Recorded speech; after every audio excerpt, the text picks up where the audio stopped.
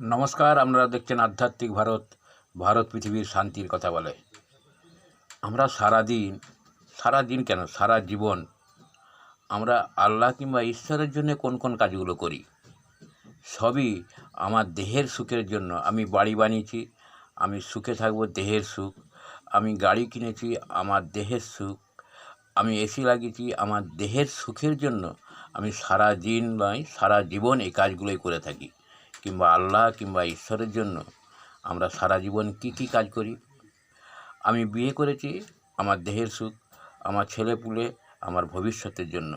কিন্তু আমার সত্যিকারের ভবিষ্যৎ, এই আত্মা অর্থাৎ পরমাত্মা, রুহু কিংবা ক্লব, এর জন্য আমি কী করেছি যা আমার ভবিষ্যৎ জন্মে, পরজন্মে আমাকে মুক্তি এনে দেবে?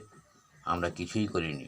আমরা সমস্ত কাজই সারা জীবন ধরে শুধুমাত্র আমি দেহের সুখের জন্য, আমার নিজের ভালোর জন্য করেছি।